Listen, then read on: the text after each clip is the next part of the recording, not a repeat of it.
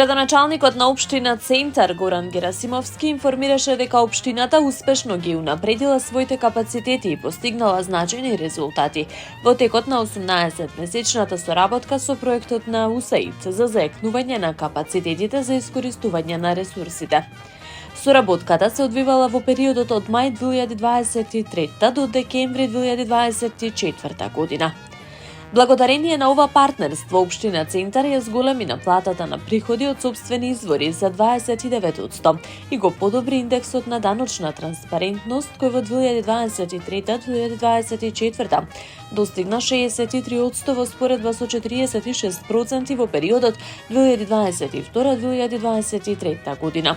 Дополнително, општината ја задржа максималната оценка за буџетска транспарентност со 16 индексни поени, а активната транспарентност во 2024 достигна високи 94,2%, истакна градоначалникот Герасимовски на работниот состанок со представниците на УСАИД и општинската администрација.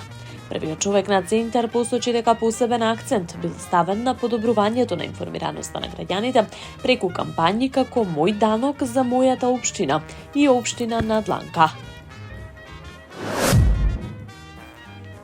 Приведени се 4 лица, пронајдени одземени се автоматска пушка, пиштол, пропаганден материјал, телефонски апарати, компјутерска опрема и други предмети, што ќе бидат предмет на понатамошни форензички вештачења во извршени претреси на доми и други простории на 5 локации во Скопје и Гостивар, соопштија денеска од Јавното обвинителство на Република Македонија.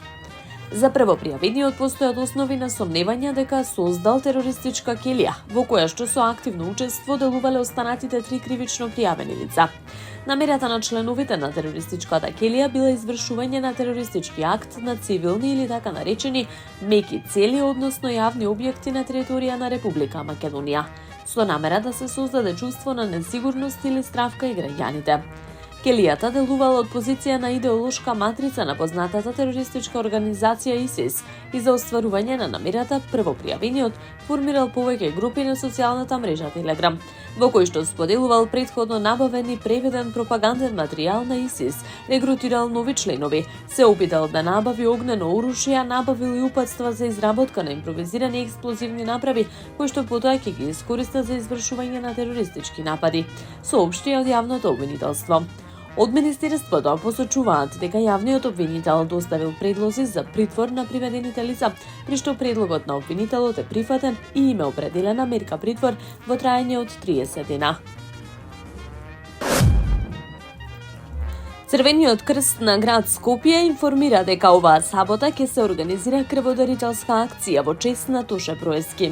Од Црвениот крст посочува дека помладата популација преку ваквите настани во ликот на Тоше препознава пример на хуманост. Во рамките на традиционалните крводарителски акции на Црвениот крст на град Скопје е и акцијата која се организира во спомен на хуманоста на нашата звезда Тоше Проески, кој за жал прерано го загубивме. Оваа крводарителска акција стана веќе препознатлива во нашиот град и е посетена од голем број граѓани, пред се помладата популација која во ликот на Тоше препознава пример на хуманост, велат од Црвениот крст. Оваа година крводарителската акција ќе се реализира на 25 јануари, сабота, во холот на Дом на АРМ, во периодот од 9 до 17 часот. До сега на овие акции собрани се преку 5500 единици крв, што зборува за позитивниот пример на Тоше, запаметен како голем хуманист и крводарител, се вели во соопштението на Црвениот крст. Градоначалникот на општина Шутка Курто Дудуш на социјалните мрежи објави дека општината останала повторно без јавен превоз. Граѓаните на минусни температури повторно со часови на автобуските постројки.